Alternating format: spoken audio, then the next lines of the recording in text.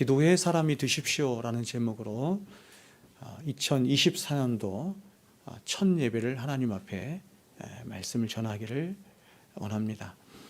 2024년도 첫 예배, 첫 설교를 어떤 설교를 할까 제가 많이 고민을 하고 또 고민을 하다가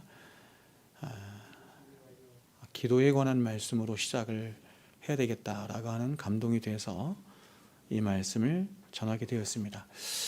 왜냐하면 이렇습니다. 저의 평생에 누군가 저에게 당신의 가장 큰 소원이 무엇이요? 이렇게 묻는다고 한다면 저는 주저없이 그렇게 말할 것이기 때문입니다. 저는 하나님 앞에 한 사람의 신실한 기도자로 서기를 원합니다. 이렇게 말을 할 것이고, 또 목회자로서 여러분들을 향해서 제가 소원하는 바가 있을 때 여러분들을 향한 가장 큰 소원이 무엇이요? 이렇게 묻는다면 그건 역시 여러분들이 하나님 앞에 한 사람의 신실한 그런 기도자가 되기를 원합니다 하는 것이기 때문에 그렇습니다.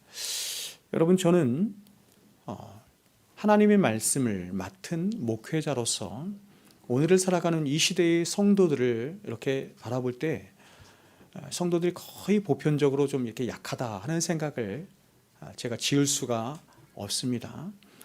이 조국 교회 안에 이렇게 많은 교회와 성도들이 있음에도 불구하고 그들이 소유한 그런 대부분의 신앙의 면면들을 이렇게 살펴보면 거의 보편적으로 성경이 말씀하는 어떤 우리의 믿음과 우리의 신앙과 좀 괴리가 있는, 굉장히 좀 얕고 또 얄팍하고 좀 이렇게도 말할 수 있죠. 좀 경박하기도 하고 굉장히 피상적이기도 한 신앙이 많다, 이렇게 제가 생각을 합니다. 제가 이렇게 생각을 하는 가장 큰 이유는 괴리감이죠. 괴리감.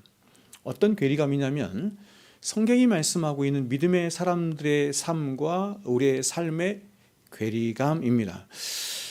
무엇보다도 참 이게 굉장히 암울한 것 중에 하나는 뭐냐면, 제가 어릴 적만 해도, 제가 고등학교 시절 혹은 대학 시절만 해도 굉장히 많은 교회 안에 있는 사람들이 혹은 선교단체에 있는 사람들이 주를 위하여 살고 싶다, 주의 영광을 위하여 살고 싶다, 혹은 성경에 나와 있는 믿음의 사람들처럼 그렇게 살고 싶다라고 하는 그런 어떤 마음가짐이나 다짐이나 이런 것들을 굉장히 많이 했던 기억이 나는데, 현재는 그런 성도들 찾아보기가 굉장히 어렵다, 이런 생각이 듭니다. 성경의 가장 큰 주제는 하나님 나라 아닙니까? 성경의 가장 큰 주제는 복음이고 하나님의 나라이고 하나님의 영광. 웨스트민스터 제1번에서 말하는 것처럼 사람의 제일 큰 목적은 하나님을 영화롭게 하는 것이고 영원토록 그분을 즐거워하는 것에 있는데, 이것이 첫 번째 하나님이 사람을 지으시고 사람을 구원하신 첫 번째 목적인데, 그리고 우리 주님께서 말씀하신 것처럼 너희는 먼저 그의 나라와 그의 의를 구하라 라고 말씀하셨는데, 이것이 성도된 저와 여러분이 우리의 삶에서 이루어야 할 가장 첫 번째 삶의 우선순위죠. 그렇죠? 목적이자 우선순위인데, 이것이 굉장히 희미해져 있는, 어떤 면에서 오늘날 성도라고 하는 사람들의 이 삶이나 또 그들의 신앙에 이런 것들이 과연 얼마나 있을까 하는 생각을 저는 지을 수가 없는 것입니다. 그렇다면 그 이유가 무엇일까라고 할 때 그 이유는 여러 가지 이유들이 있을 것인데, 그중 하나는 바로 오늘날 이 현대사회, 포스트 모더니즘이 지배하고 있는 이 현대사회를 살아가는 사람들이 겪고 있는 가치관의 혼란 때문이다, 이렇게 생각합니다. 첫 번째가 가치관의 혼란이고, 또한 무엇보다도 이런 혼란이 가득한 세상 속에서 진리의 말씀, 바른 진리의 말씀을 듣는데 오늘날 많은 성도라고 하는 사람들이 너무나 많이 실패하고 있기 때문이다, 이렇게 저는 진단을 합니다. 그래서 이러한 말씀의 부재로 인해서 조국 교회 안에 발생한 두 번째 문제가 있는데, 그것이 굉장히 편만하게 퍼져 있는데, 그것이 뭐냐면 세속화의 문제다, 이렇게 저는 말씀을 드리고 싶습니다. 거의 전반적으로 세상 사람들은 세상 사람들이니까 세속이지만 교회 자체가 혹은 성도들 안에 이 세속화의 문제가 너무나 편만하게 있는 것입니다. 세속화란 이런 것이죠. 세속화란 사도가 갈라디아에서 말하는 것처럼 이런 것입니다. 내가 예수 그리스도의 십자가로 말미암아 세상에 대하여 죽지 않는 모든 것을 세속 이렇게 말합니다. 예수 그리스도의 십자가로 말미암아 세상에 대하여 죽지 않는 모든 것을 성경은 세속이다 이렇게 말해요. 갈라디아 6장 4절에 이렇게 말합니다. 그러나 내게는 우리 주 예수 그리스도의 십자가 외에 결코 자랑할 것이 없으니 그리스도로 말미암아 세상이 나를 대하여 십자가에 못 박히고 내가 또한 세상을 대하여 그리하리라. 그리스도인의 가장 중요한 특징은 뭐냐면 세상도 나에 대하여 못 박히는 것이고 나 또한 세상에 대하여 못 박히는 것, 이것이 그리스도인 기독교 신앙의 가장 중추적인 핵심이다 이렇게 말할 수 있죠. 근데 이것에서 벗어나는 것이죠. 여전히 내가 중심이 돼서 신앙도 삶도 인생도 여전히 내가 중심이 돼서 세상이 내 안에 들어와 있는 거죠. 그걸 세속이다 이렇게 말합니다. 기독교 신앙의 핵심은 예수 그리스도의 십자가입니다. 예수 그리스도의 십자가로 나의 능력을 삼고 십자가만을 자랑 삼는 종교가 바로 기독교입니다. 그런데 교회와 성도들이 예수 그리스도로 말미암아 세상에 대하여 죽지 않는 일이 계속해서 발생되면서 이제 세상과 세상이 주는 가치관들이 물밀듯 교회 안에 또 성도들의 삶과 중심에 깊이 자리를 잡게 된 것입니다. 따라서 이렇게 세속화된 교회와 성도들은 다시 말해서 그 중심에 세상이 그 중심에 자리를 잡게 된 성도들은 하나님의 나라와 그 하나님의 나라가 열어 보여주는 그런 영생의 삶에 대한 이 눈이 열려지지 않으므로 구체적인 삶에서 그 하나님의 나라와 의를 이루는데 매번 실패하는 삶을 살고 있지 않나 하는 생각을 저는 하게 되는 것입니다. 그런데 저는 이러한 여러 문제들에 못지않게 조국 교회가 가장 많이 힘을 잃어버리게 된 더 중요한 문제 중에 하나가 있으니 그것이 바로 조국 교회가 기도의 능력을 상실한 것이다 이렇게 저는 생각을 합니다. 여러분 유럽에 있는 대부분의 교회들을 한번 보십시오. 영국, 독일, 화란, 스코틀랜드 교회사를 공부하면 이 나라들은 항상 교회사의 중심에 있는 나라들입니다. 이 대부분의 나라들이 수천 년이 넘는 세월 동안 찬란한 복음의 꽃을 피운 그 영광의 꽃을 피운 나라들임에도 불구하고 이제 그 복음의 영광이 다 유럽에서 사라진 채 유럽에 있는 거의 대부분의 나라들이 껍데기만 남은 혹은 기독교 문화만 남은 그런 기독교로 전락하고 있습니다.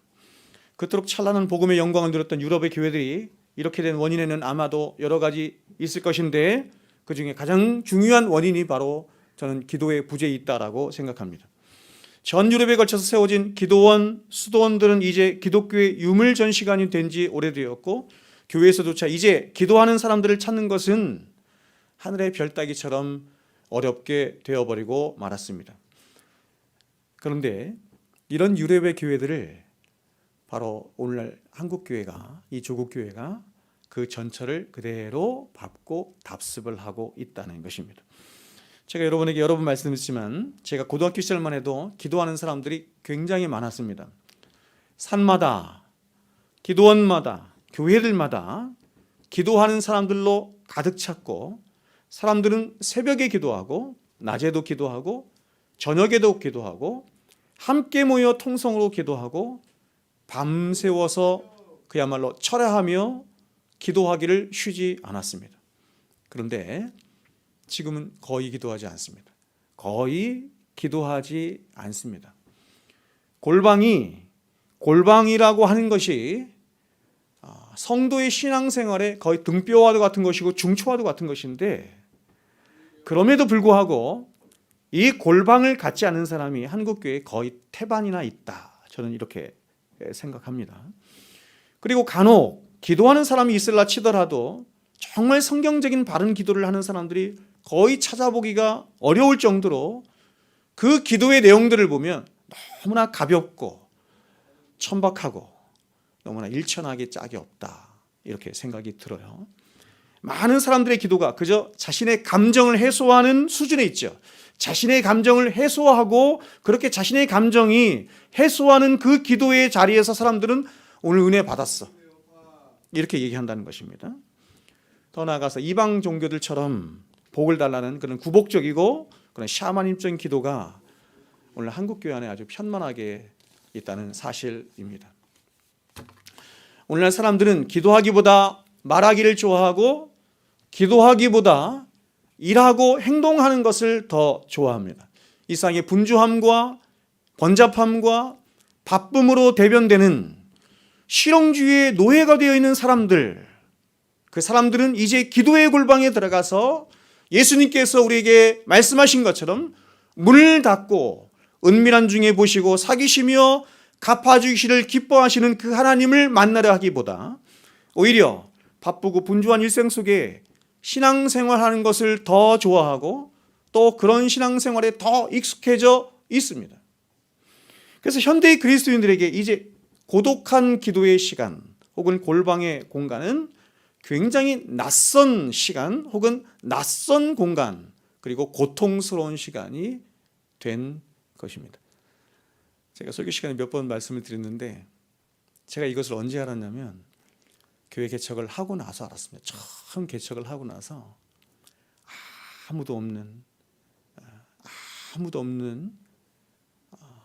예배당에서 혼자 제가 기도하면서 굉장히 고독하고 굉장히 낯설고 또 그 낯선 시간이 얼마나 저에게 고통을 가져다 준지를 알았어요.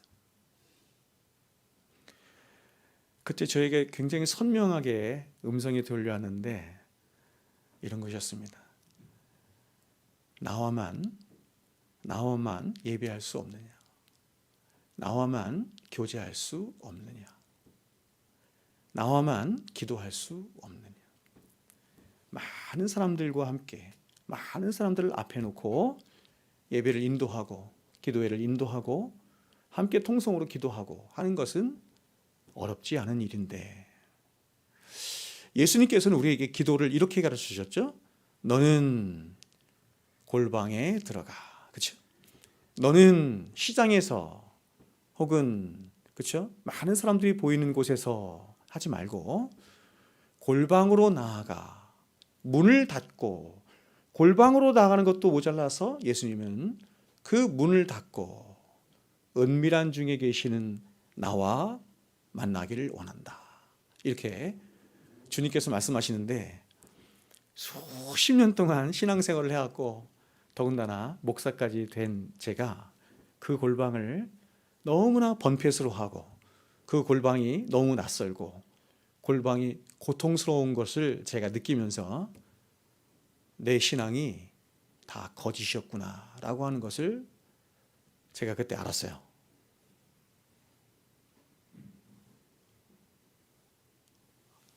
제가 부목사 시절에 저를 따르는 많은 청년들이 목사님은 전 세계를 다니면서 복음 전하셔야 합니다, 이런 얘기 많이 했습니다. 제가 그것이 거짓이었다는 것을, 저의 신앙과 제가 주님을 향한 저의 신앙이 거짓이었다는 것을 그 자리에서 알았어요. 하나님이 당신의 독생하신 아들을 우리에게 보내주셔서 그 피값으로 다 닦으시고 그 의로 말미암아 우리를 구원해 주신 가장 핵심적인 목적이, 우리를 구원하신 핵심적인 목적이 골방에서 아무도 방해받지 않는 그곳에서 우리의 신랑 되신 그분께서 신부된 우리와 만나기를 원하시는 것인데 그 자리가 너무 낯선 거예요.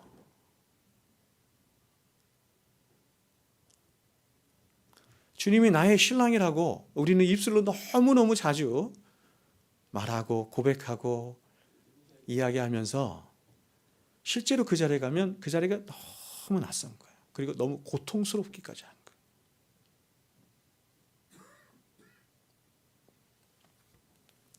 여러분 한번 해보십시오. 교회는 항상 열려 있으니까 한번 해보십시오. 낮에 이런 데 아무도 없어요. 아무도 없습니다. 그럴 때 여러분 혼자 오셔서 한번 기도해 보세요. 기도의 자리가 정말로 어느 찬송 시인이 말했던 것처럼 주님과 더 많이 오래 있고 싶고 더 많이 그 기도의 시간을 누리고 싶은 그런 마음이 생기는지, 아니면 저처럼 기도의 시간이 너무 어렵고 낯설고 고통스러운지. 그래서 나의 신랑 되신 우리 주님을 내가 이렇게 번뇌스러워하고 이렇게 낯설어하는데 과연 마지막 때 주님 오시면 내가 그 주님을 만날 수 있겠나? 한번 생각을 해보시라는 것입니다. 이런데도 오늘날 조국교회는 거의 보편적으로 기도하지 않습니다. 목사들도 기도하지 않습니다.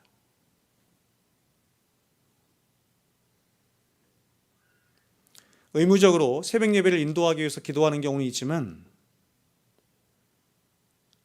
정말 주님을 만나는 것이 기쁘고 즐겁고 그 자리가 영광스러워서 기도의 자리에 나오는 경우가 거의 없어요. 목사들도 없어요.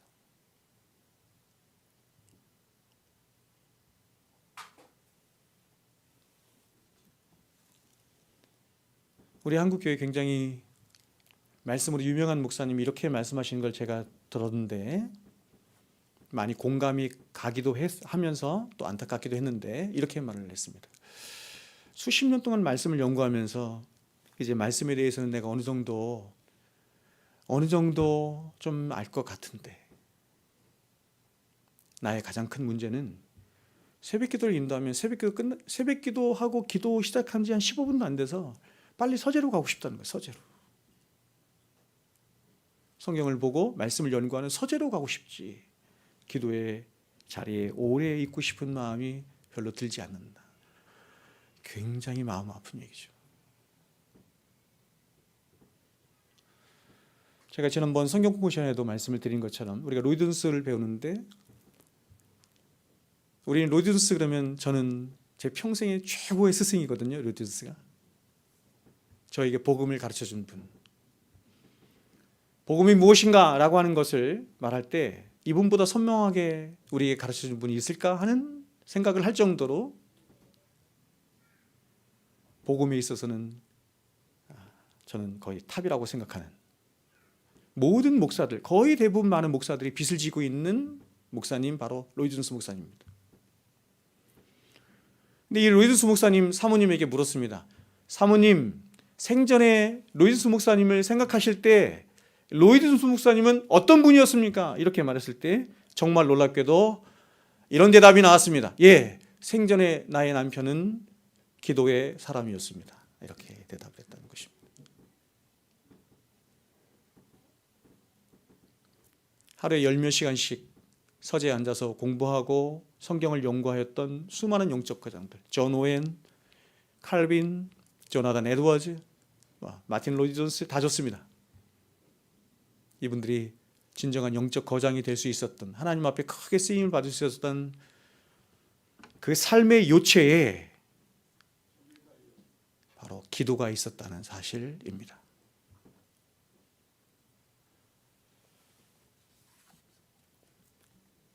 이 사람이 말씀의 사람이긴 한데 기도의 사람이 되지 못할 때 하나님 앞에 크게 쓰이지 못합니다.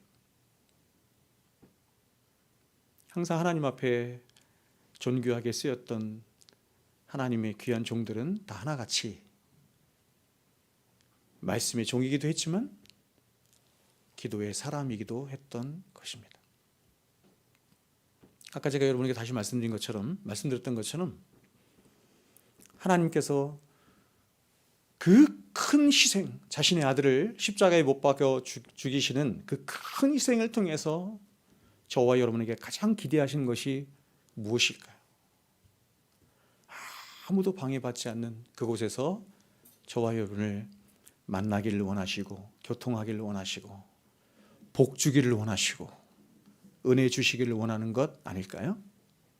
그 자리가 바로 예배의 자리고 기도의 자리인 줄로 믿습니다. 오늘 우리가 함께 나눌 이 다니엘의 기도는 이런 면에서 저와 여러분이 회복해야 할 기도가 어떤 것인지 보여주는 기도의 고전과도 같은 것이다, 이렇게 말씀을 드릴 수 있습니다. 우리는 다니엘 하면 가장 먼저 떠오르는 생각이 바벨론과 메대 바사의 총리였던 아주 총명하고 훌륭한 정치인, 흠잡을 데가 없죠. 수많은 대적들이 일어나서 다니엘을 고소하고 정죄하려고 했지만 하나도 흠을 찾을 수 없었던, 구약에서 예수님을 가장 많이 닮은 사람 다니엘이었습니다. 사자굴 앞에서 두려워하지 않고 하나님만을 늘 기쁘시게 했던 믿음의 사람 다니엘입니다. 그러나 이러한 다니엘을 다니엘 되게 했던 그의 삶의 중추에 무엇이 있었느냐? 바로 기도가 있었다는 사실을 우리는 많이 잊고 있다는 것입니다. 우리가 잘 아는 대로 다니엘서 2장에 나타난 엄청난 위기 앞에서도, 그리고 6장에 나타난 그의 생명을 위협받는 절체절명의 위기, 사자굴 앞에서도 그는 기도하는 사람으로 있었을 뿐만 아니라 무엇보다 6장 10절에서 증거하는 것처럼 그는 하루에 3번씩 늘 하던 대로 마치 숨을 쉬듯이 그의 모든 삶은 기도 속에서 이루어졌던 것입니다. 그가 모든 상황 속에서, 가장 절체절명의 상황 속에서 그렇게 순발력 있게 하나님 앞에 나가서 기도할 수 있었던 그 원인이 어디 있느냐? 바로 숨을 쉬듯이 항상 매일 하루에 3번씩 골방에 나와서 기도하였던 그 기도에 있었던 것이죠. 그러므로 다니엘에게 있어서 이 기도는 그의 모든 삶의 열쇠이고 비밀이며 삶 자체였고 중추였으며, 하나님은 이런 기도하는 다니엘에게 복을 주셨는데 그 복은 이런 복이었습니다. 모든 지식과 지혜와 몽주와 이상을 깨달을 수 있는 복이었습니다. 이렇게 얘기하죠. 1장 7절에 하나님이 이 내 소년에게 학문을 주시고 모든 서적을 깨닫게 하시고 지혜를 주셨으니 다니엘은 또 모든 환상과 꿈을 깨달아 알더라. 여러분, 저는 이 말씀을 얼마나 동의하는지 모르겠습니다. 제가 경험했으니까. 하나님이 이 네 소년에게 학문을 주시고 모든 서적을 깨닫게 하시고 지혜를 주셨으니 다니엘은 또 모든 환상과 꿈을 깨달아 알더라.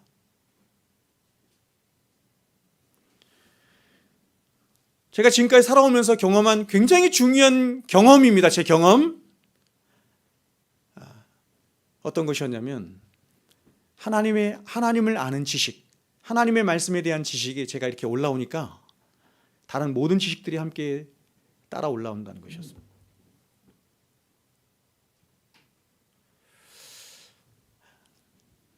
우리 자녀들도 다 그런 말씀의 사람이 되어서 다른 모든 지식들까지도 하나님의 지식 안에서 평가하고 그런 지식들을 사용하여 하나님께 영광을 돌릴 수 있는 우리 자녀들이 되었으면 좋겠습니다.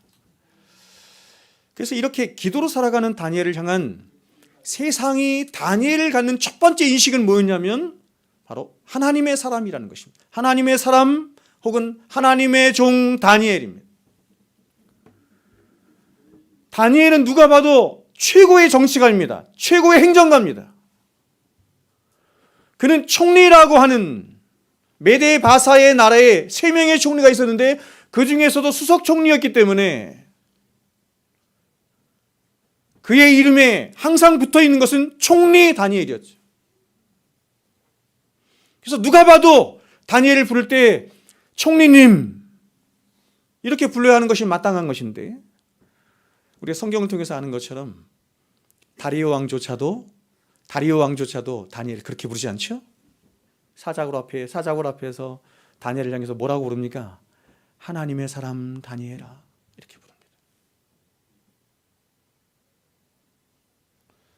최고의 행정가인 총리였던 다니엘이었지만 이 다리오 왕에게 항상 이식되는 다니엘의 첫 번째 모습은 뭐냐면 하나님의 사람 다니엘이었어요. 저와 여러분에게 세상에서 갖는 여러 직함들이 있을 것입니다. 많은 직함들이 있겠죠. 그러나 저와 여러분의 삶의 가장 중요한 목표가 뭐냐 이렇게 얘기할 때 하나님의 사람 누구누구 되어야 되지 않겠습니까? 제가 예전 성경을 이렇게 보면 구약에 보면 모세가 이렇게 나오는데 모세 앞에 수식어가 이렇게 나오거든요. 하나님의 사람 모세 이렇게 나와요. 하나님의 사람 모세. 그래서 제가 성경인데 모세를 짝짝 X를 하고 거기다가 하나님의 사람 병수 이렇게 적은 적이 있어요. 대학교 다닐 때. 저와 여러분의 유일한 삶의 목표, 하나님의 사람이 되어야 할 줄로 믿습니다. 그러면 다니엘은 과연 어떤 기도를 했을까? 오늘 본문에 나타난 다니엘의 기도를 통해서 그 기도의 모범을 함께 배워보겠습니다. 먼저 1절과 2절 같이 한번 읽어보겠습니다. 1절, 2절 읽습니다. 시작. 메대 족속 세움을 받던 첫 해에 곧 그 통치 원년에 나 다니엘이 책을 통해 여호와께서 말씀으로 선지자 예레미야에게 알려주신 그 연수를 깨달았나니 곧 예루살렘의 황폐함이 70년 만에 그치리라 하신 것이니라. 아멘. 우리가 아는 것처럼 다니엘은 이방 나라 바벨론의 포로로 잡혀간 이후 바벨론과 그 다음 나라 메데바사, 이 연합국인데요. 메데바사를 거치면서 나라가 바뀌고 왕들이 바뀌었음에도 불구하고 계속해서 총리를 했습니다. 몇 년 동안 했냐면 70년 동안 총리직을 수행한 그야말로 가장 탁월한 행정가이자 흠도 점도 없는 하나님의 사람, 믿음의 사람 다니엘입니다. 그런데 이런 그가 어느 날 성경을 열어서 말씀을 읽게 되었는데, 이게 거의 말년인데요. 말씀을 읽게 되는데 그 말씀은 다른 말씀이 아니라 바로 70년 전에 예레미야 선지자가 예언했던 그 말씀이었던 것이죠. 특별히 오늘 본문의 정황상 다니엘은 예레미야 29장 10절 말씀을 분명히 읽었을 것이 틀림이 없습니다. 이렇게 말씀합니다. 예레미야 29장 10절에 여호와께서 이와 같이 말씀하시니라. 바벨론에서 70년이 차면, 하나님이 약속하시는 거죠. 바벨론에서 70년이 차면 내가 너희를 돌보고 나의 선한 말을 너희에게 성취하여 너희를 이곳으로 돌아오게 하리라. 70년 이후에 회복할 것을 예레미야 선지자를 통해서 하나님께 약속하신 거예요.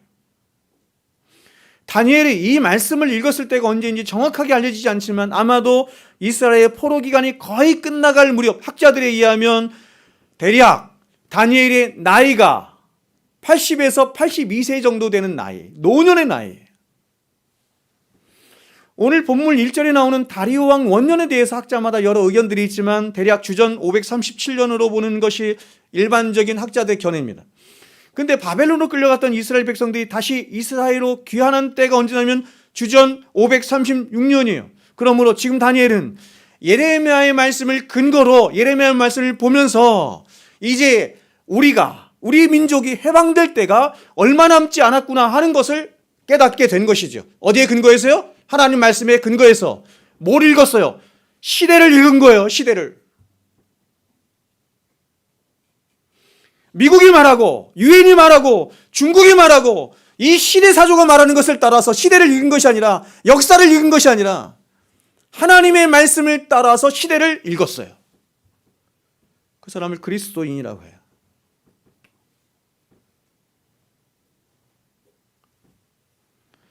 그렇다면 여러분, 이처럼 귀한 말씀을 읽고 깨달은 다니엘은 어떻게 반응했을까요? 3절 보세요. 이렇게 말합니다.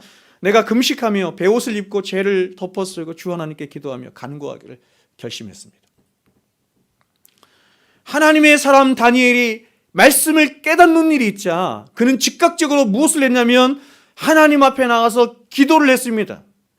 그것도 하나님 앞에 이 노인이 그냥 기도한 것이 아니라 극한 애곡과 애통과 긍휼을 구하는 표현인 바로 금식하며 베옷을 입고 죄를 덮어쓰고 그렇게 하나님 앞에 나가서 기도를 한 것입니다. 우리는 여기서 가장 먼저 가장 중요한 원리 하나를, 신앙의 원리 하나를 깨닫게 되는데, 그것은 하나님의 말씀과 기도는 뗄래야 뗄 수 없는 하나라는 것입니다. 하나님의 말씀은 그 자체로 살아있는 하나님의 말씀이요 능력이죠.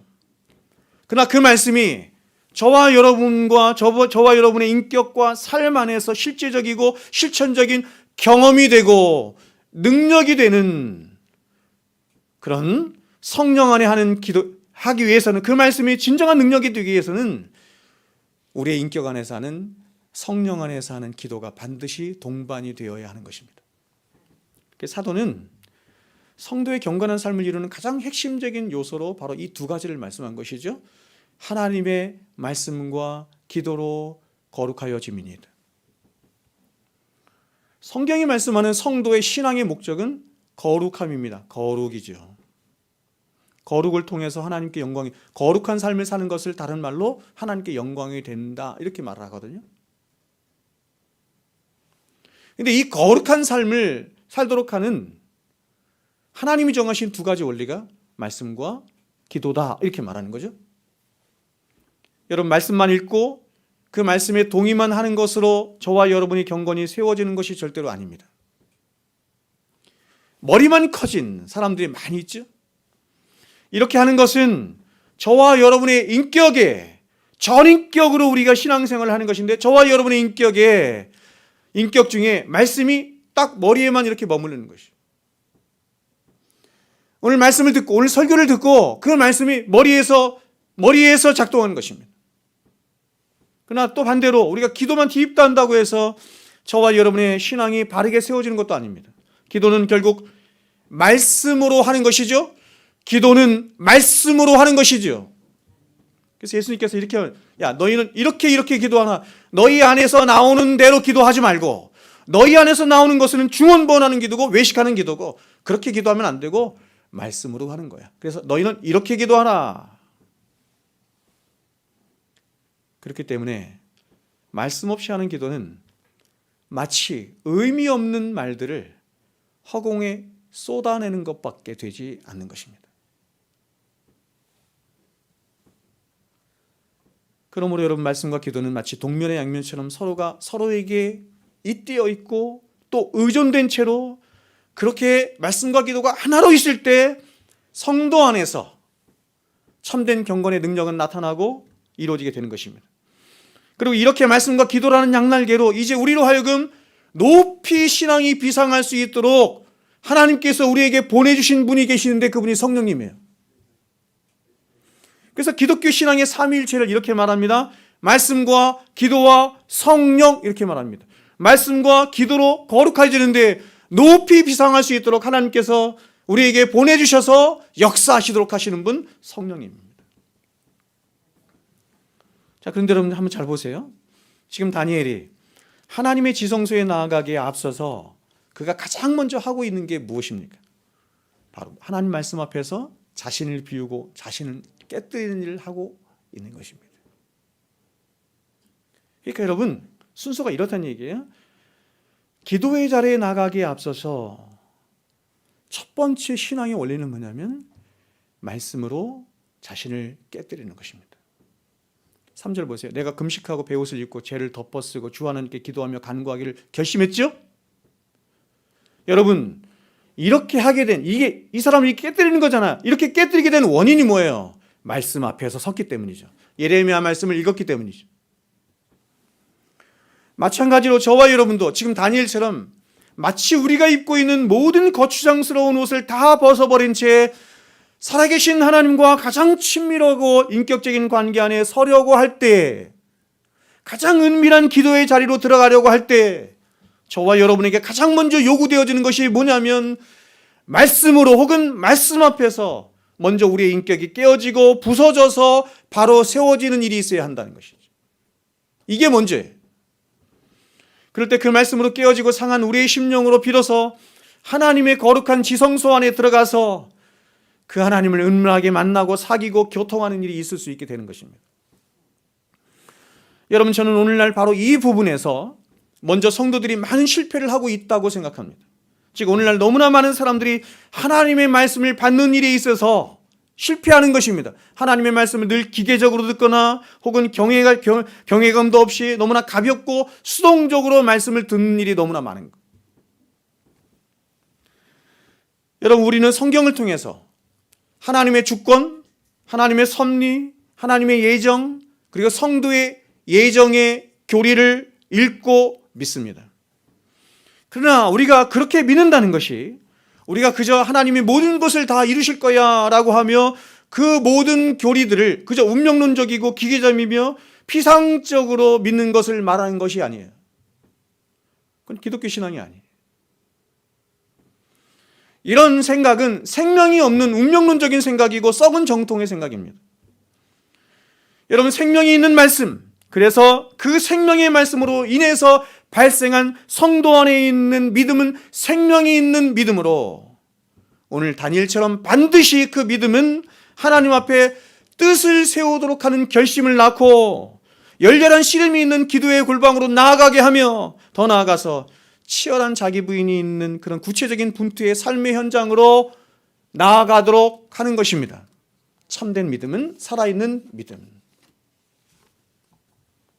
왜냐하면 그것은 말씀과 그 말씀으로 인해서 발생한 믿음은 생명을 담고 있는 말씀이자 믿음이며, 더 나아가서 그 모든 말씀과 믿음이 궁극적으로 목표하는 바가 하나님과의 관계에 있기 때문에. 그러니까 여러분, 말씀도 믿음도 하나님이 우리에게 말씀도, 그래서 믿음도 주신 이유가, 궁극적인 이유가, 목적이 하나님과의 관계 안으로 나아가는 데 있는. 근데 내가 말씀도 받았고 내가 믿음도 있는데 하나님과의 관계 안으로 나아가려고 하지 않는다. 잘못된 거죠.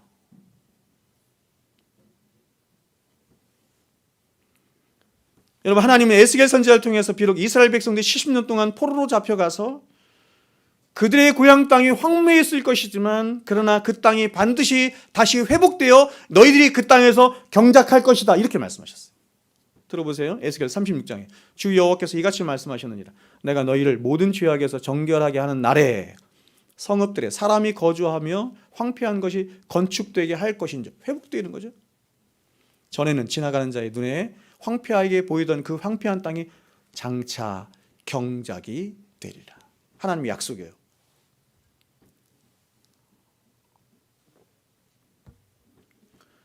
기독교가 말하는 하나님, 우리가 믿는 하나님은 어떤 하나님이냐면 시건치 아니하시는 하나님이십니다. 시건치 아니하시는 하나님이시며, 그 하나님이 말씀하신 그 말씀 또한, 하나님의 말씀은 하나님 자체인데 하나님 말씀 안에 이미 하나님의 영광과 본성과 성품과 능력이 다 포함되어 있기 때문에 그 하나님의 말씀 또한 결코 헛되이 돌아오는 법이 없이 반드시 이사야 55장에서 말하는 것처럼 그 뜻한 바를 이루며 성취해요. 살아있는 말씀이라고요. 생명 있는 말씀이라고. 그러나 여러분, 그러한 분명한 하나님의 약속, 말씀으로 약속한 그 하나님의 약속이 있음에도 불구하고 하나님은 보십시오, 이스라엘 백성들에게 뭐라 말씀하시냐면, 그럼에도 불구하고, 이 말씀이 담긴 약속이 있음에도 불구하고 너희들은 반드시 기도하고 간구하는 일이 있어야 한다, 이렇게 말씀하는 거예요. 그래서 바로 다음 구절에서 하나님은 이스라엘 백성들에게 이렇게 말씀하세요. 35절 37절에 사람이 이르기를 이 땅이 황폐하더니 이제는 에덴 동산 같이 되었고, 말씀대로 됐네요. 회복됐네요. 그렇죠? 황량하고 적막하고 무너진 성읍들의 성막과 주민이 있다 하리니 너희 사방은 남은 이방 사람이 나 여호와가 무너진 곳을 건축하며 황폐한 자리에 심은 줄을 알리라.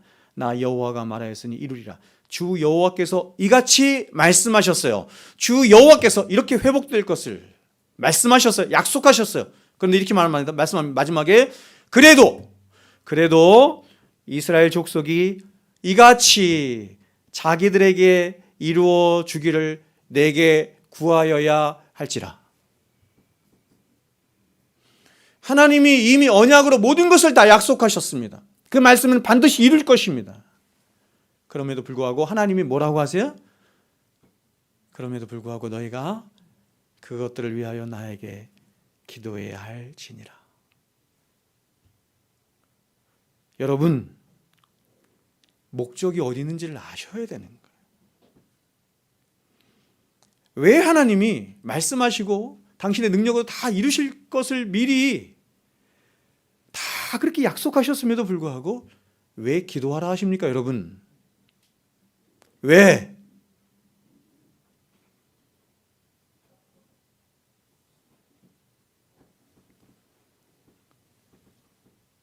하나님은 그 모든 과정을 귀히 여기시는 거예요. 모든 과정 속에서 우리가 하나님께 나아가 기도하고 간구하고 하는 이 모든 신앙의 과정, 기도의 과정, 말씀에 순종하는 모든 과정들을 통해서 궁극적인 목적이 뭐예요? 우리와 더 친밀하게 사귀시고 교통하시며 사랑하시는 것이 목적인 것입니다.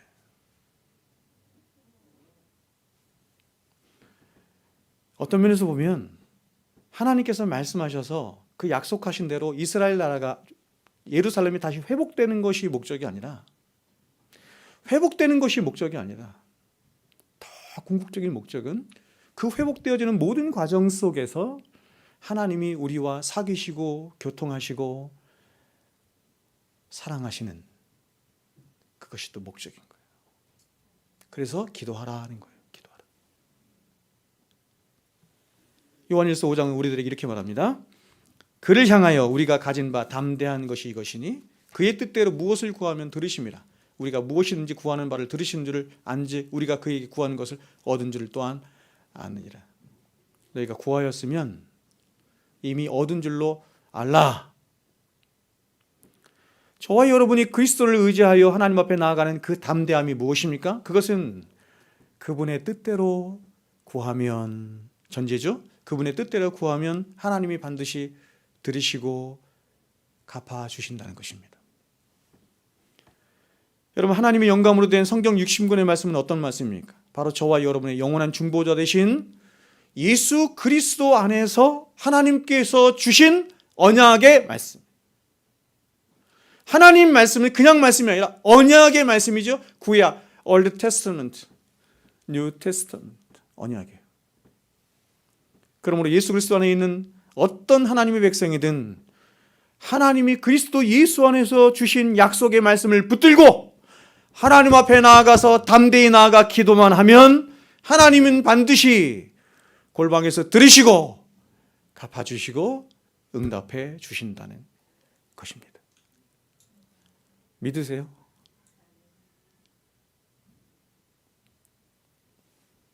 저는 여러분 오늘날 저를 비롯해서 하나님을 향한 이 순전함을 너무 많이 잊어버렸다.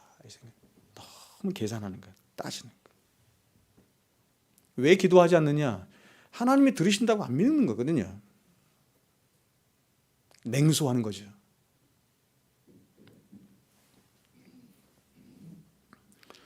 다니엘은 지금 4절에서 스스로 고백하고 있는 것처럼 자신이 믿는 하나님은 언약의 하나님이시라는 것을 굳게 믿었습니다. 그래서 다니엘은 이제 예레미야 선지자를 통해서 예언된 하나님의 말씀을 보며 이제 곧 그 약속의 말씀이 이루어질 것이라고 하는 확신을 가졌습니다. 그러나 그는 이러한 하나님의 뜻을 기뻐하며 하나님의 뜻이 이루어지도록 기도에 돌입했습니다. 그는 이렇게 생각했습니다. 이제 우리 민족의 고난의 때가 얼마 남지 않았다. 하나님이 약속하신 시간이 이제 다 찬 것이다. 그러므로 이때가 중요한 것이다. 지금이야말로 하나님의 뜻이 온전히 이루어지도록 내가 기도에 전념할 때이다. 바른 기도 생활은 언제나 하나님의 말씀으로부터 시작을 해야 합니다. 하나님의 말씀에 근거하고 하나님의 언약과 약속에 근거한 기도가 가장 바른 기도일 뿐만 아니라 가장 속히 이루어지는 기도죠. 그래서 5만 번 기도 응답을 받은 기도의 성자라 불리는 누굽니까? 조지 뮬러는 기도의 비밀을 묻는 사람들에게 항상 이렇게 말을 했습니다. Pray according to His promise. 기도를 하되 하나님의 약속에 근거해서 기도를 해라. 다른 말로 무슨 뜻이에요? 말씀으로 기도해라. 이런 뜻입니다. 여러분 오늘 다니엘의 기도를 한번 보십시오. 그는 자신이 원하고 자신이 욕망하는 것들을 아무렇게나 자신이 원하는 것들을 따라 기도하지 않았어요. 그는 4절에서 고백하는 것처럼 하나님은 언약의 하나님이시기 때문에 그 언약의 하나님이 말씀하신 그 약속의 말씀들을 붙들고 하나님 앞에 나가 기도할 때 하나님이 반드시 이루어질 것을 믿은 거예요. 뭘 믿었는지 알아야 돼요. 내가 내 소망하는 것들을, 내 욕망하는 것들을 무엇인지 하나님께 알으면 하나님이 다 들어주신다? 그건 믿음이 아니에요. 믿음은 하나님의 약속을 붙들고 언약을 붙들고 기도하는 것입니다. 그게 믿음이에요. 저와 여러분을 향해 하나님이 주신 모든 생명과 복에 대한 약속이 여러분 어디 있냐면 성경 66권 안에 다 들어있습니다. 왜 그러냐면 그것은 성경 66권의 모든 말씀은 하나님 그분 자신의 성품과 인격과 영광 안에서 나온 것이기 때문에 그렇습니다. 그래서 이사야 선지자는 이렇게 말했습니다. 이는 내 생각이 너희 생각과 다르며 내 길은 너희 길과 다름이니라. 여호와의 말씀이니라. 이는 하늘이 땅보다 높음 같이 내 길은 너희의 길보다 높으며 내 생각은 너희 생각보다 높음이니라.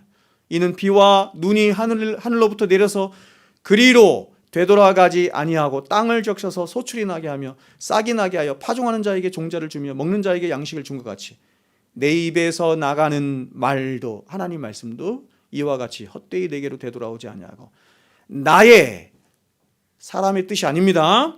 하나님 그분의 뜻을 이루며 내가 보낸 일에 형통하리라.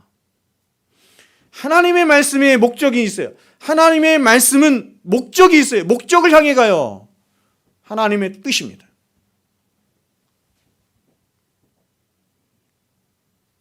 그래서 우리가 기도한다는 것은 그 하나님의 뜻을 따라서 기도하는 거예요. 그러므로 저와 여러분의 모든 기도는 하나님의 성품과 그리고 그분의 인격과 그분의 영광과 그분의 언약에 근거한 것이 되어야 돼요. 이 말은 다른 말로 하면 저와 여러분의 기도는 말씀을 따라하는 기도이자 말씀으로 하는 기도가 되어야 한다는 것입니다. 따라서 저와 여러분의 기도의 중요한 두 번째 요소가 바로 이것입니다. 하나님을 향한 부름에서 우리의 기도는 시작이 되어야 한다는 것입니다. 내용으로 들어가기 전에 잘 보십시오. 내용으로 들어가기 전에 우리는 기도의 사요소를 이렇게 말하죠. 우리 이렇게 배웠어요. 제가 대학 다닐 때 액츠 이렇게 불렀어요. 액츠, ACTS, A, adoration, 찬양. 두 번째, C, confession, 뭡니까? 자백. 회개한다는 얘기죠. ACT, thanksgiving, 감사. S, supplication, 간구. 기도의 사유수가 이렇다는 것입니다. 우리는 기도를 이렇게 알고 있는데 그것이 아닙니다, 여러분.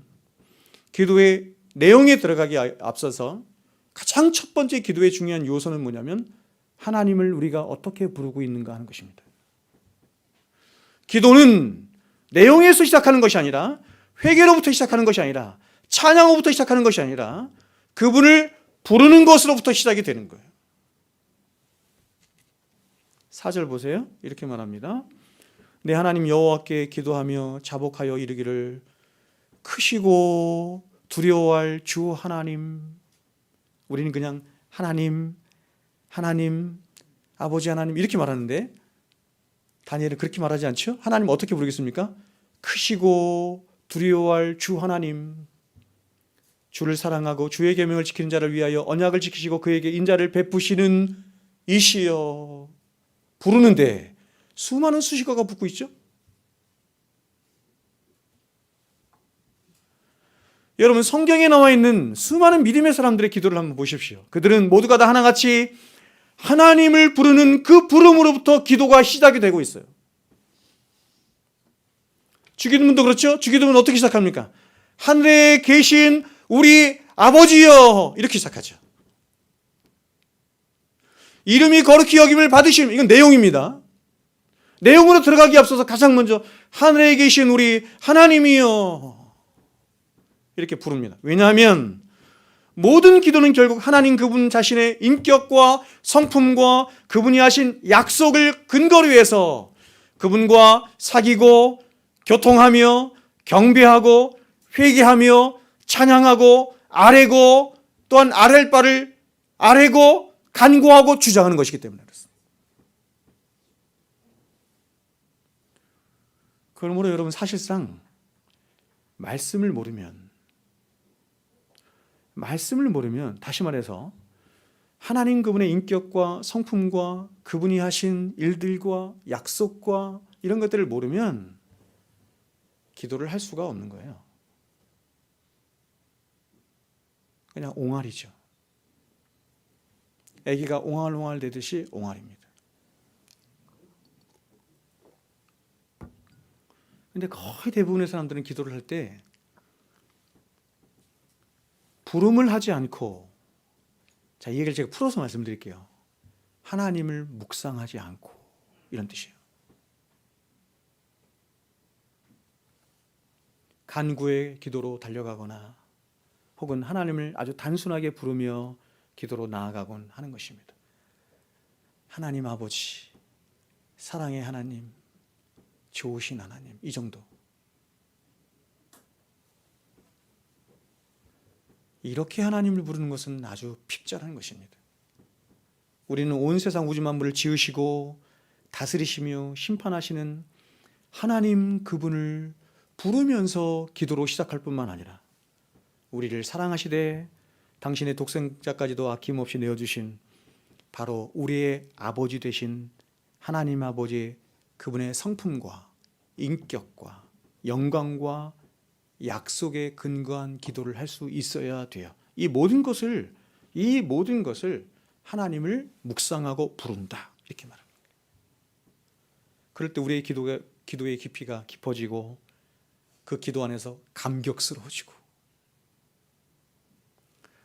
왜 우리의 기도가 그렇게 깊지 않느냐, 또 우리의 기도가 이렇게 감격스럽지 않느냐라고 할 때 묵상이 없어서 그래요. 묵상, 하나님을 묵상함이 없어서 그래요.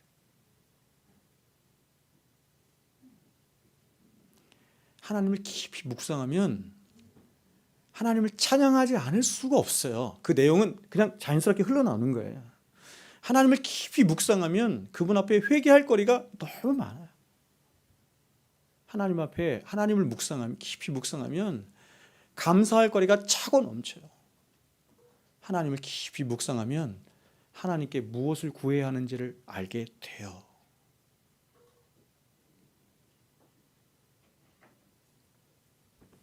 여러분 지금 다니엘을 보세요. 4절을 보시면 다니엘은 하나님을 가장 먼저 이렇게 부릅니다. 크고 두려워할 주 하나님, 이렇게 말합니다. 크고 두려우신 주 하나님, 이렇게 말합니다.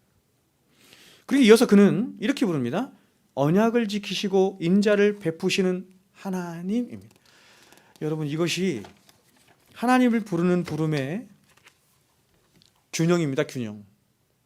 그래서 우리가 주기도문에서도 하나님을 부를 때 이렇게 부르는 거예요. 하늘에 계신, 하나님을 인식하는데 두 가지로 인식하는 거예요. 하늘에 계신 창조주 하나님을 인식하는 것이고, 또 하나는 우리 아버지요, 나를 위하여 독생하신 아들을 보내신 그 사랑 많으신 아버지 하나님, 나를 창조하신 창조주 하나님이시고 나를 구원하신 구원의 하나님을 완벽하게 균형을 맞춰서 하늘에 계신 우리 아버지요, 이렇게 말하는 것입니다. 다니엘도 지금 똑같이 하는 거죠. 다니엘은 하나님 앞에 기도하되 자신이 먼저 기도를 드리고 있는 그 하나님은 어떤 하나님이에요? 크시고 광대하시며 두려우신 창조주 하나님이시라고 하는 것을 인식하고 그의 인격으로 인정하며, 그래서 그런 하나님을 부르며 그 하나님 앞에 나아가는 거예요. 따라서 이렇게 하나님을 인식한 다니엘은 이어지는 5절부터 15절까지 해서 이렇게 크고 두려우신 하나님 앞에 뭐합니까 여러분? 자복하고 회개하고 통회하는 것입니다. 당연하겠죠. 이렇게 크시고 광대하시고 두려우시고 어미하신 하나님 앞에 하나님을 묵상하고 하나님을 생각하고 하나님 앞에 나아가면 당연히 내 안에 있는 죄가 보이고 연약함이 보이고, 그래서 하나님 앞에 자복하고 회개하고 통회하겠죠. 5절부터 보세요. 5절부터 7절까지만 제가 읽을게요. 우리는 이미 범죄하여 패악하며 행악하며 반역하여 주의 법도와 규례를 떠나 싸우며 하나님을 생각하니, 우리가 또 주의 종 선지자들이 주의 이름으로 우리의 왕들과 우리의 고관과 조상들과 온 국민에게 말씀하는 것을 듣지 아니하였나이다. 주여, 공의는 주께로 돌아가고 수치는 우리 얼굴로 돌아옴이 오늘과 같아서 유다 사람들과 예루살렘 거민들과 이스라엘에 가까운 곳에 있는 자들이나 먼 곳에 있는 자들이 다 주께서 쫓아내신 각국에서 수치를 당하여 싸우니 이는 그들이 주께 죄를 범하였음이니이다.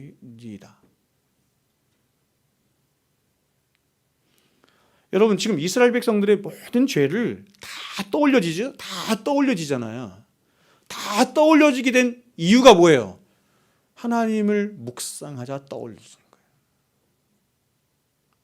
하나님을 묵상하지 않으면 이스라엘 백성들이 왜 끌려왔지? 왜 이스라엘 백성들이 자신의 조상들이 왜 바벨론으로 끌려갔을까를 여러 가지 원인에서 찾았겠죠. 역사적인 원인이든 환경적인 원인이든 국제적인 정세든 여러 가지 원인에서 찾았겠지만 다니엘은 하나님을 생각하니 하나님을 묵상하니 그 모든 원인이 하나님 앞에 범죄한 것에서 있었다는 게 찾게 된 거예요. 그래서 하나님 앞에 회개하고 통회하고 자복하는 거죠. 이어서 다니엘은 하나님의 또 다른 성품이자 인격을 부르며 또 붙들고 기도합니다. 바로 하나님을 이렇게 부르는 거예요. 언약을 지키시고 인자를 베푸시는 하나님입니다. 앞선 하나님은 어떤 하나님이시요? 공의 하나님이고 크고 두려우신 하나님이죠. 근데 두 번째 하나님 부르는데 어떻게 불러요? 언약을 지키시고 인자, 헤세드, 사랑이에요. 사랑과 긍휼을 베푸시는 하나님입니다. 그래서 다니엘은 17절부터 19절에서는 이번엔 다르게 기도하는 거예요. 다르게. 어떻게 해요? 언약의 하나님에 의존해서 기도하는 거예요.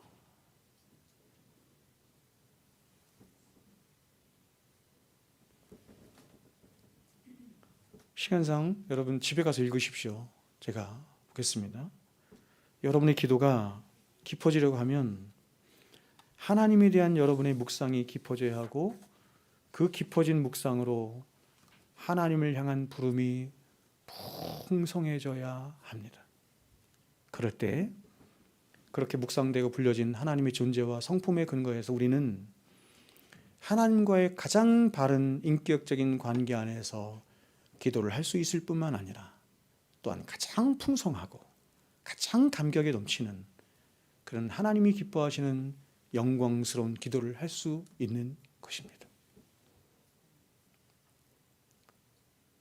제가 지금 한 가지를 더 봐야 되는데 이게 좀 길어요. 그래서 이 말씀을 제가 다른 시간에 전하기로 하고 여러분 저 보십시오. 성경에는 보면은 기도가 굉장히 많이 나와요. 기도가 굉장히 많이 나옵니다. 아브라함의 기도, 모세의 기도, 미리암의 기도, 그렇죠? 다윗의 기도. 다윗의 기도는 뭐 말할 것도 없죠. 너무 많죠. 가장 대표되는 또 기도가 뭐가 있습니까? 바울의 기도, 베드로의 기도, 그죠? 굉장히 많은 기도들이 나옵니다. 여러분 그 기도의 내용들을 제가 이따 성찬식 하면서도 바울의 기도를 여러분에게 읽을 거예요. 바울이 에베소 성도를 향해서 원하는 것이 어떤 것인지, 기도하는 내용이 어떤 것인지를 저도 같은 마음을 담아서 읽을 것인데 여러분 그들이 했던 기도와 우리들이 하는 기도가 얼마나 다른지를 알아야 합니다. 다니엘의 기도도 마찬가지지만 모든 기도는 어디를 향해서 함께 가고 있냐면 예수님이 가르쳐주신 주기도문을 향해서 가르치고 있어요. 예수님이 우리에게 가르쳐주신 주기도문이 모범이 된 것입니다. 모범. 너희는 이렇게 기도하라.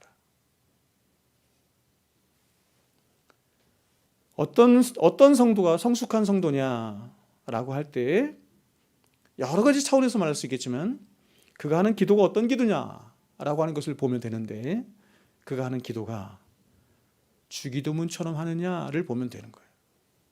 주기도문처럼 하느냐. 예수님께서 말씀하셨죠. 주기도문을 말씀하시기 전에 너희는 이렇게 기도하면 안 되는 거야. 이렇게 기도하는 것은 이방인들이 하는 거야. 이방인들이 하는 기도.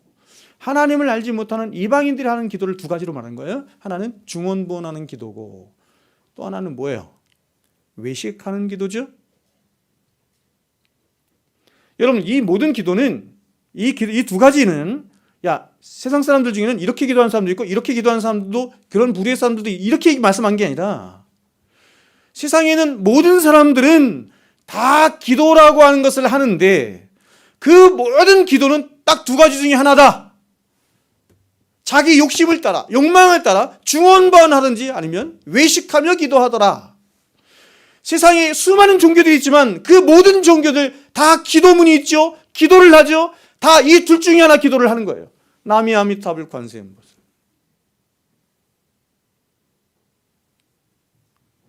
그래서 예수님이 말씀하죠. 너희는 그렇게 기도하면 안 돼.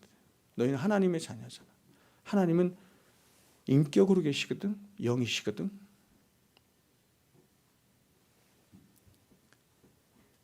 그 하나님과 인격 대 인격으로 기도하되, 보세요. 하나님과 인격 대 인격으로 기도하래. 어떻게 기도하라고요? 말씀 안에서 기도하라 하는 거예요. 예수님이 가르치신 주기도문은 이제 제가 좀 더 서서히 보겠지만, 예수님이 우리에게 가르치신 주기도문은 기도의 전형이 아니에요. 혹은 외우라고 우리에게 주시는 말씀이 아니에요. 기도의 모범으로 주신 거예요. 기도가 안 될 때 주기도문을 100번 해라, 1000번 해라, 그런 용도로 주신 게 아니에요. 우리가 기도를 어떻게 말씀으로 해야 하는지, 어떻게 인격적으로 하나님과 대화하며 기도해야 되는지를 보여주신 모범으로 주신 것이 주기도문입니다. 우리의 신앙이 깊어져 가면 깊어져 갈수록, 다시요, 우리의 말씀의 깊이가 깊어져 가면 깊어져 갈수록, 그래서 하나님이 어떤 분이신지를 알고 그분의 본질이, 그분의 인격이, 그분이 우리를 행하신 일이 어떤 것인지, 예수가 누구이시며 예수가 행하신 일이 어떤 것인지, 성령께서 우리 안에서 행하신 일이 어떤 것인지, 그 지식이, 그 진리가 우리 안에서 더 깊어져 가고 더 알아가면 알아갈수록 우리는 하나님 앞에 나가지 않을 수 없고, 하나님 앞에 나와서 기도를 할 때 어떻게 기도하냐? 주기도문처럼 기도를 해요. 그렇게 하게 돼요. 바라기는 여러분, 제가 오늘 사실은 이 다니엘의 기도를 보면, 여러분 오늘 1절부터 19절까지 말씀 읽었는데 계속해서 반복되는 말이 있어요. 기도를 할 때마다 계속. 제가 그 말씀을 여러분에게 좀 드리고 싶었는데, 그게 뭐예요 여러분? 기도를 어떻게 합니까? 공동체적으로 한다는 것입니다. 우리가 한다는 것입니다. 우리가. 주기도문 다 그렇죠? 주기도문 다 그렇죠? 다 우리예요. 우리. 그것이 무엇을 의미하는지는 제가 다음 시간에 나누기로 하고, 여러분 말씀 맺겠습니다. 저와 여러분의 인생의 최고의 목적이 우리를 사랑하셔서 당신의 독생자를 아낌없이 내어주심으로 우리를 구원하여 주신 우리의 아버지 되시고, 우리의 신랑 되시고, 우리의 진정한 친구가 되신, 우리의 진정한 이웃이 되신, 누구보다도 우리를 그리워하시고, 누구보다 우리를 만나기를 원하시고, 누구보다 우리를 사랑하시는 그 하나님 앞에 나와서 그 하나님을 사귀고, 그 하나님과 교통하며, 그 하나님께 우리의 마음을 토해내며,